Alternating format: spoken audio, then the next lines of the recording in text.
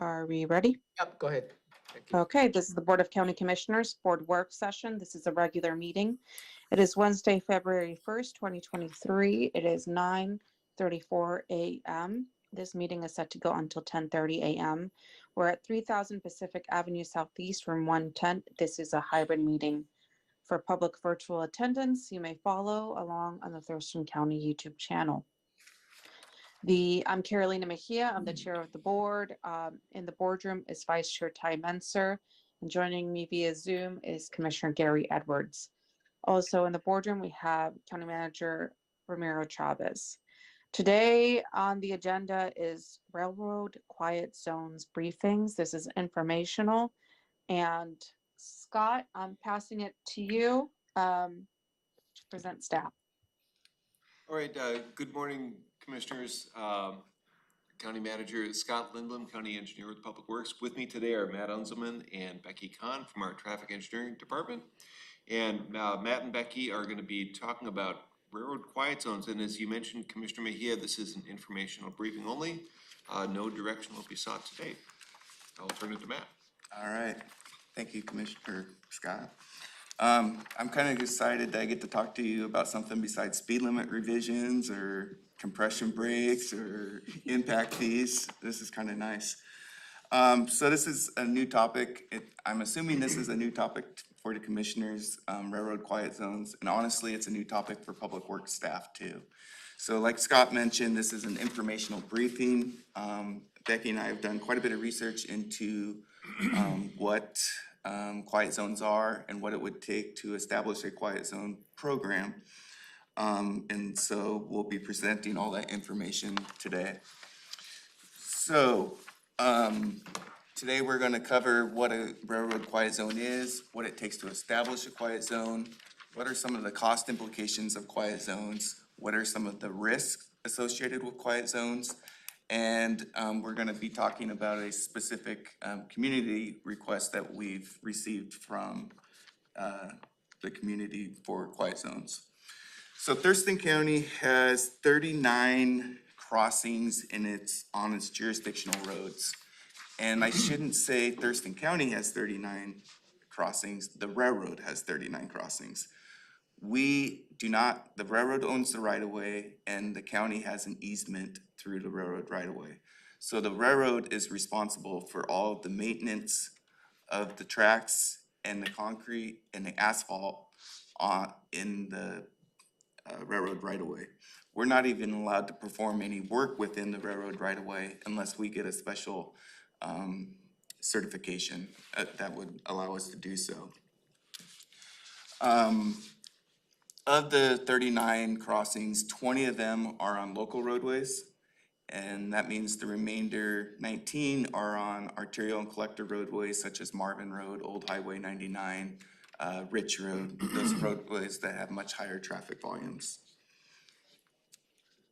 You're doing good. So federal law requires, and this was new to me, so federal law requires that trains begin sounding their horns 15 to 20 seconds before crossing a public highway or even a private crossing. At grade crossing.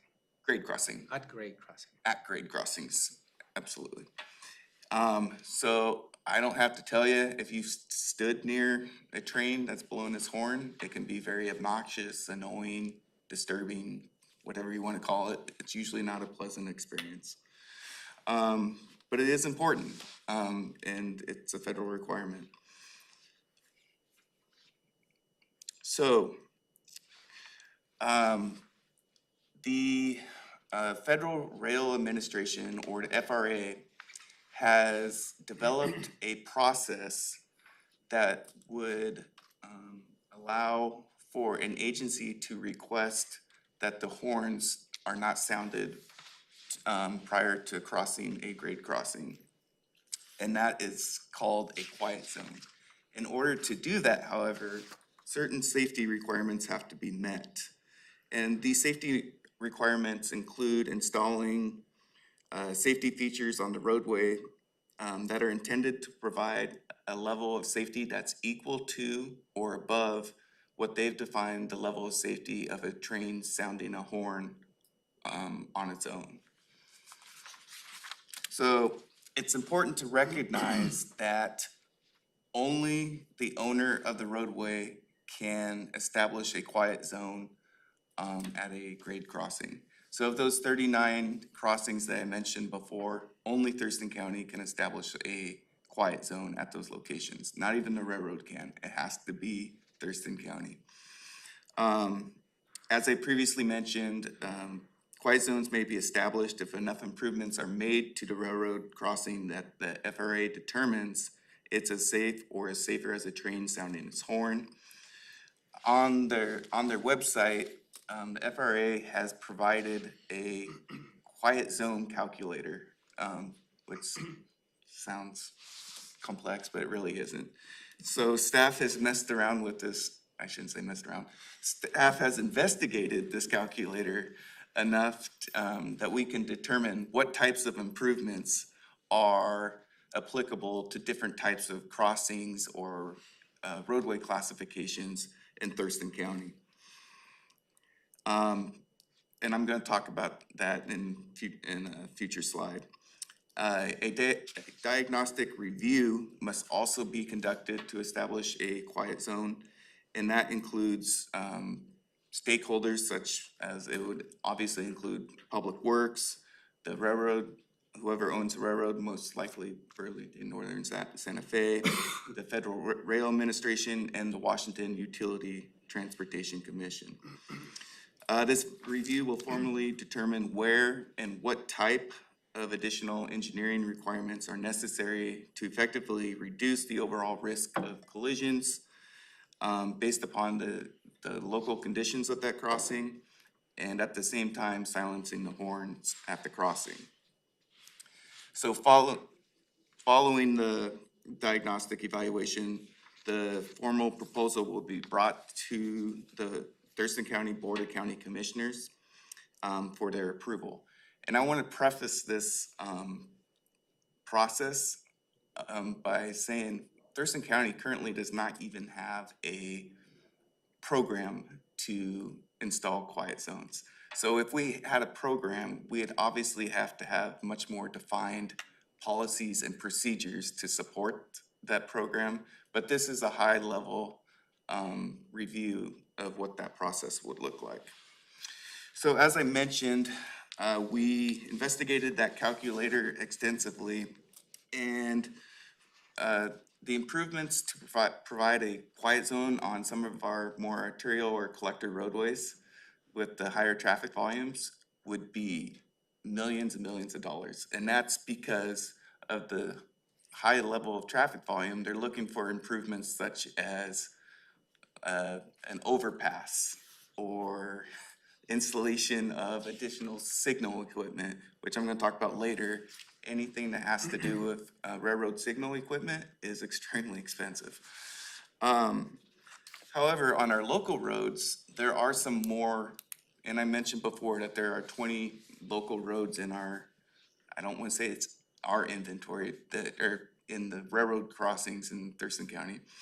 But there are some pretty practical improvements that could be done for the lower volume roadways. And that includes, the most practical one would be the installation of a curb down the center line of the roadway with the delineator posts, or we call them candlesticks, that are on the center line of the approaches right next to the railroad. And what that does is it prevents cars from being able to get into the oncoming lane to drive around the crossing arms when the signal is activated.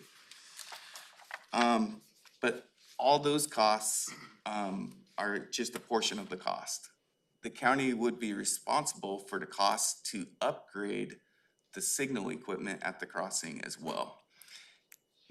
And it seems weird that the railroad would not be responsible for the improvement costs, but since we're requesting the quiet zone, we would be responsible for upgrading the signal equipment to current standards.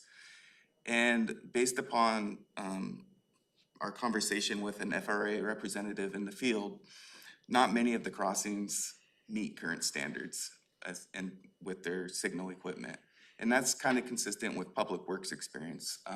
We did a project a couple years ago on Rich Road where we were required to upgrade the signal equipment, and it cost us between $200,000 and $300,000 to do so. And that was a couple years ago before all of the recent inflation. We're working on a project right now on Marvin Road, that's going to construction next year, near 19th Avenue. And we have to upgrade the crossing equipment at that crossing, and it's gonna cost us in excess of $300,000. So you combine the signal equipment costs with the roadway improvement costs, these can be very expensive projects.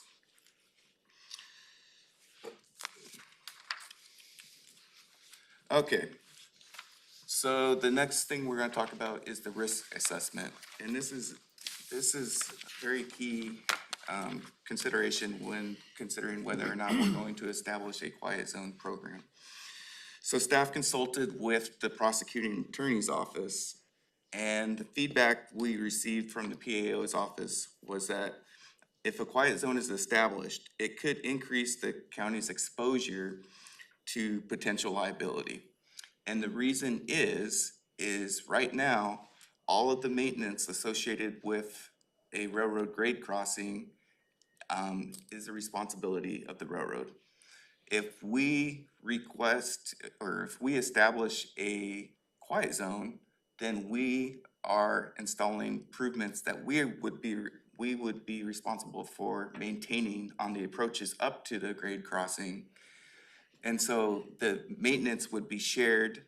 We'd be responsible for the road maintenance. The railroad would be responsible for the signal maintenance. And so ultimately, if an incident were to occur, it would have to go to the courts to determine what portion of the liability was the county and what portion would be the railroad, where right now, the railroad's responsible for all the maintenance. So, as I mentioned before, Public Works has been contacted by the Patterson Lake community regarding the train noise. This goes back for a while. I know that even my predecessor had received requests from the Patterson Lake community to install a quiet zone on the Atchison Road crossing.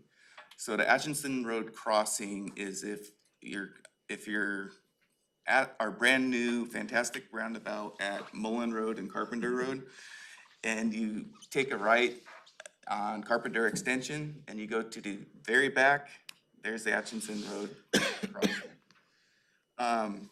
So this crossing sees less than 150 vehicles per day, very low volume. There are homes that are extremely close to this crossing, and there's a lot of homes back there.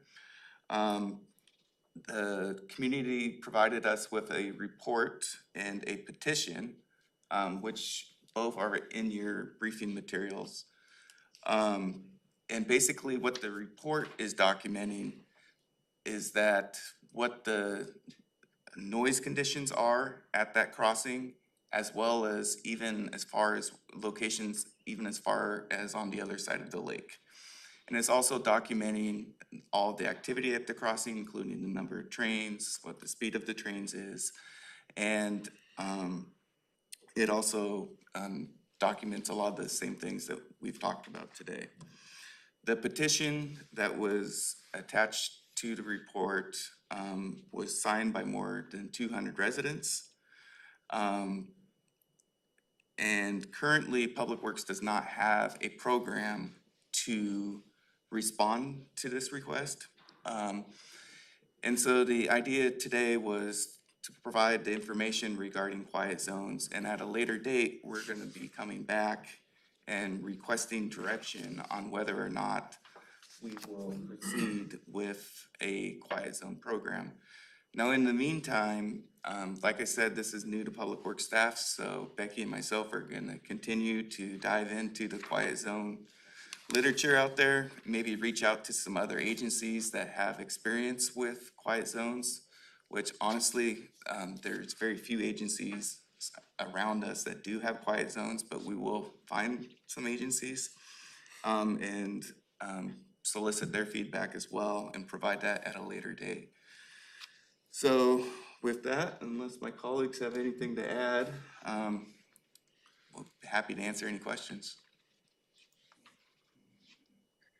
Questions, Commissioner Edwards, we'll start with you. I guess as you get digging into this, Matt, could you check with our risk pool folks at the county? We just paid about I think our policy went up over $1 million this last budget cycle. And you're mentioning that it would be our responsibility. And in this state, even if you're 1% gullible, I guess, you're 100% exposed. So could you get some more input on the liability issue that might come with this? And then would we be setting a precedent? So if we do it here, do we do it everywhere? Would we be more obligated to do it everywhere? That might come out through the county attorney's office. And I take it there's quite a concern on this issue. And I guess folks will be able to observe this meeting and understand some of our discussion factors, I guess. So anyway, good presentation, and sounds like more to come.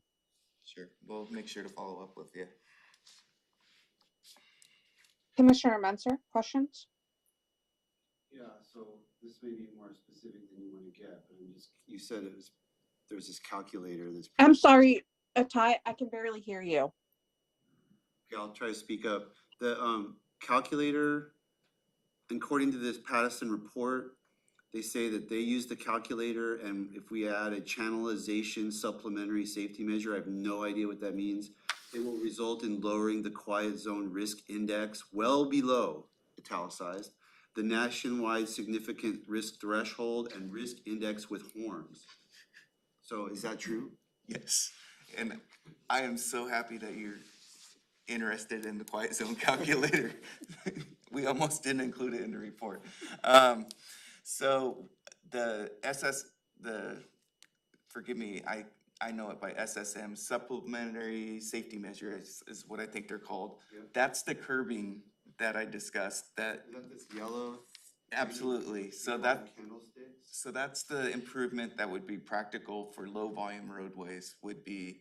And maybe we fit there because you said there's only 150 cars on this one. Exactly.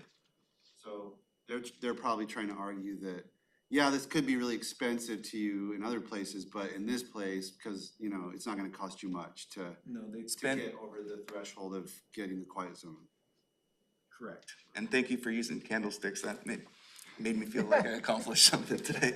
I wrote it down in quotes, candlesticks, I never heard that. That is awesome. But I know what you mean now that I see it, but I mean, it's like, that means you've already got an arm coming down, right? So we are, at this particular crossing, there is signal equipment. It does not meet current standards. But the SSMs is definitely the curbing with the candlesticks, and that will only get us to that national risk threshold that you just mentioned on our local roadways. It doesn't even get us close on our arterial roadways. Do we have to do the upgrade to the signal? That's where all the expense is. So they're not correct that all we have to do is put up the candlesticks, because we'd also have to upgrade The diagnostic review that I mentioned that we have to go through with all the stakeholders would confirm that. But just based upon the conversations that we had with a representative from FRA in the field, he believed that the crossing equipment at that location did not meet current standards. I had, like, you know, where I grew up, the arms were really everywhere. I mean, they were really, you didn't see a crossing of a road without the arms and everything. And when I came to Thurston County, I was always surprised, like, I'm like, well, these tracks just must not be used anymore or whatever. And then every now and then you'll see a train come through, you're like, oh my gosh, there is a train that comes through and there's no arms or anything. So we're definitely more lax about it than other parts of the country. And that one of the safety measures that they talk about is actually putting the signal crossing arms on both sides of the roadway. Like you mentioned, so even the crossings where we do have signal equipment, I can't think of any location in the county that has 4 of them. I think, It's only two. yeah, there's only 2 generally. Okay, so you're gonna, are you gonna, I mean, I know you're saying we don't even have a program, but are you going to go further in terms of evaluating this petition and letting us know? Are we So, gonna get a briefing back, like, okay, here's what it would cost to do what they want, this group wants to do? Or are we just gonna keep it at a high level, like, think- here's how the county would create a program? I think we need to keep it at that high level first to decide whether or not the county would like to develop a program to establish quiet zones. And then after that, then we would look into whether or not we'd want to use the program to to establish a quiet zone at this particular location. Because I think a really important point on that too is if the county did move ahead with establishing a program, we might get other requests for establishing other programs, and this one in particular may or may not be the highest request or highest priority for the county. These folks certainly are organized and interested in developing one now, but we might have other crossings that, you know, the risk might be higher or the risk might be lower depending on what really the program looked like. So I think Matt's point is, let's see if we want the program first, and then if we do, that will lay out the criteria for how we select and prioritize some of these. So I know there's been interest on Marvin Road by some folks to do a quiet zone there, informal interest, I guess, I've not heard of that. But as Matt said, that would be a very significant challenge to overcome cost-wise, and, you know, it'd be a tough one.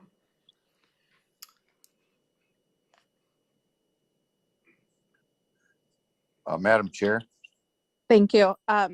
Yes, Commissioner Edwards? any chance that we could find out, I don't want to put the cart before the horse here. I'd like to know, first of all, I asked the question if it might cause us to have to treat other crossings the same, should we do this one? Because it's a fairness issue, I guess probably other communities would make the same argument. And if that is the case, that it might be so inclined that we'd have to look at a lot more quiet zone issues if we did put the policy together.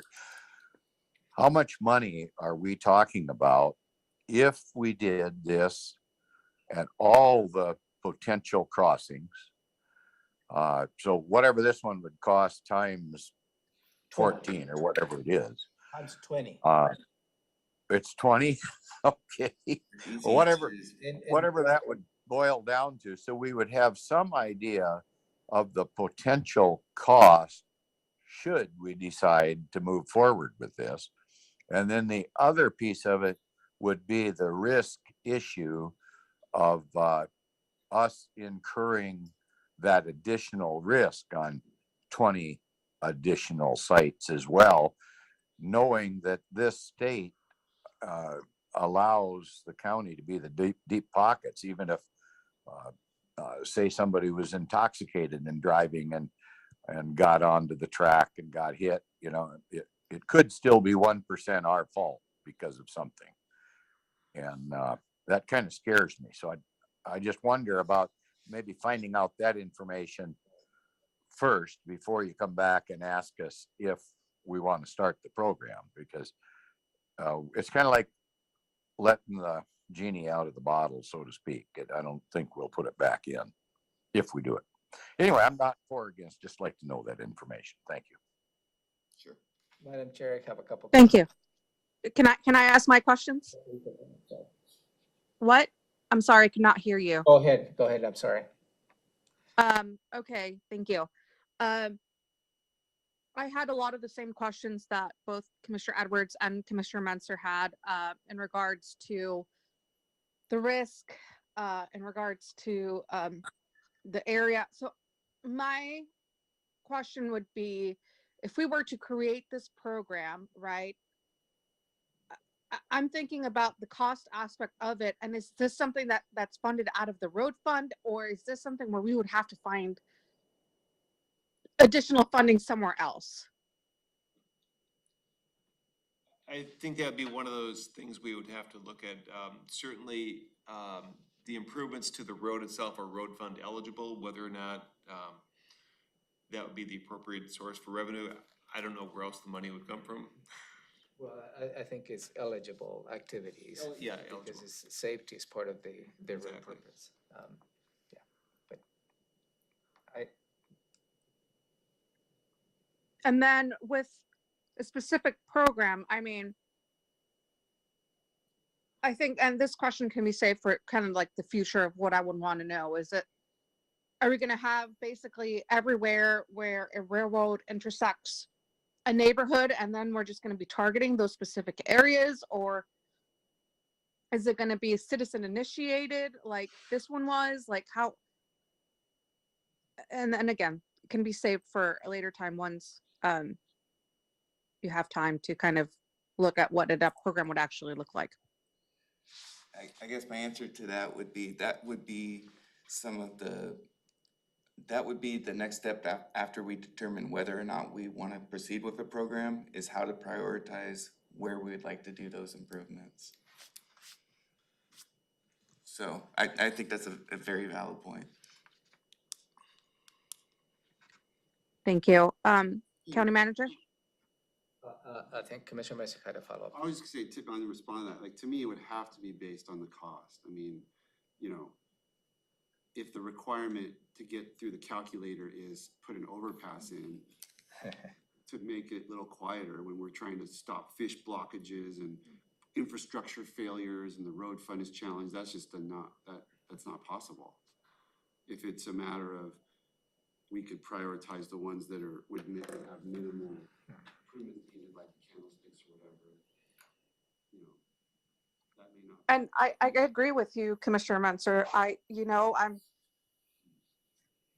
I'm trying to kind of I'm struggling with this program a little bit, and I think I would definitely need more information on the risk and the cost, because, with the Green Cove project, I remember we were struggling with like funding, and our road fund feels like sometimes we're not able to do as much as we want. And even with our trail program, we've struggled with funding that. And I'm just thinking, if we're adding another program in, one of the things I would want is to have like a reliable source. Because if not, I don't know what would be the point of having a program established if we can't fund it.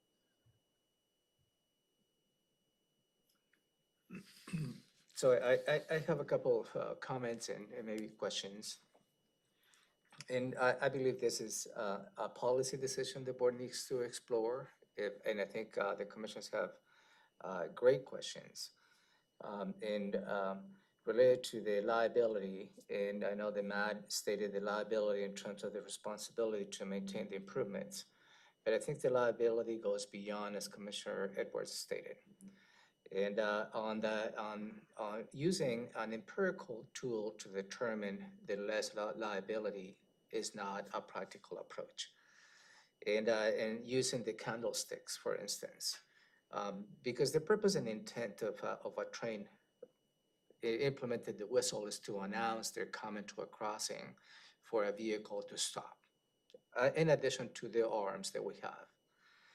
And if we implemented a curbing, which is that's a C curb, is mountable curb, and the candlesticks are designed to flip to as soon as a vehicle comes, there is not going to prevent a vehicle, if they don't hear a whistle, they just see the arms coming down, it will not prevent a vehicle to go around. Where we see vehicles right now, even with the whistle in the arm, they go around the arms. Unless we upgrade the arms to go 4 arms on every single intersection.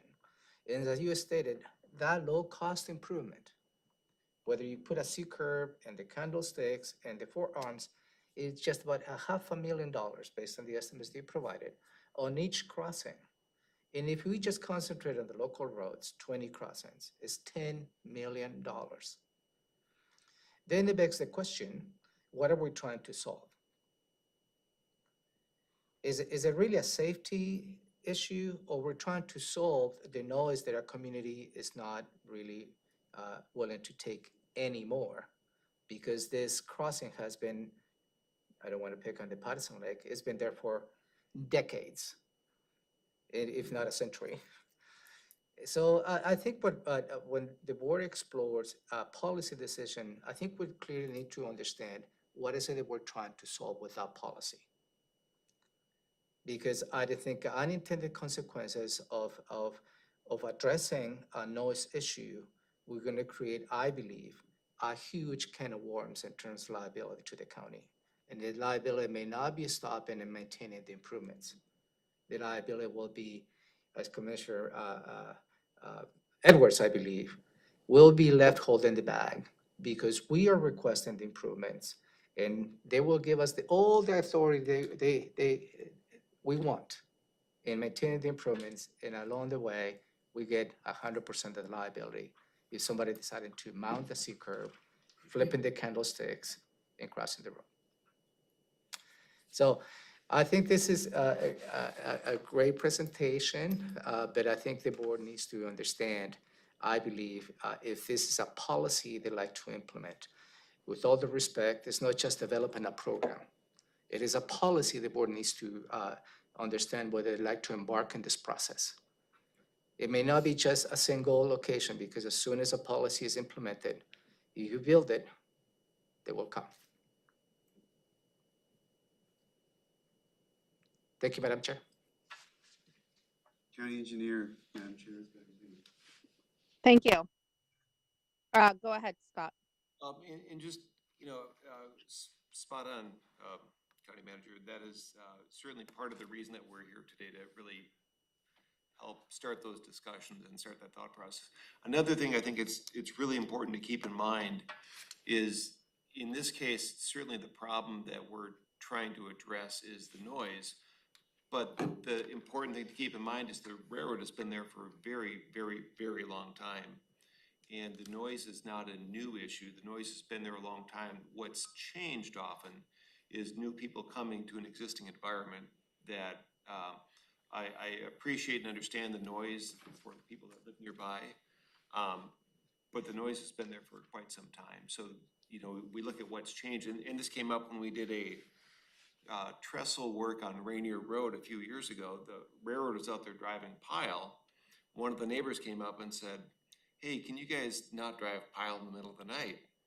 And the railroad operator said, "Well, that's great, but how long have you lived here?" And the gentleman said, 15 years, and somewhat proud. And the railroad said, "We've been here 100. So it's just kind of an important perspective to keep in mind when we're working with the railroads. They've been here a really long time. They So, don't seem to say in the petition that the volume of train traffic has increased. I mean, that would be a factor, right? If it was, Sure. back when I moved here, it was 1 train a day, now it's Sure. 44 trains a day, I think they'd have an argument, but they're not really saying that. Right. So I bet they would have said that if that were true, if it doubled or whatever.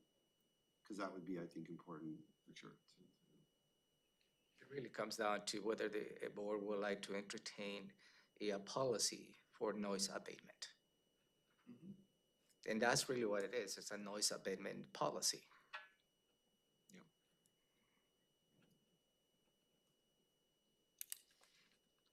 Okay.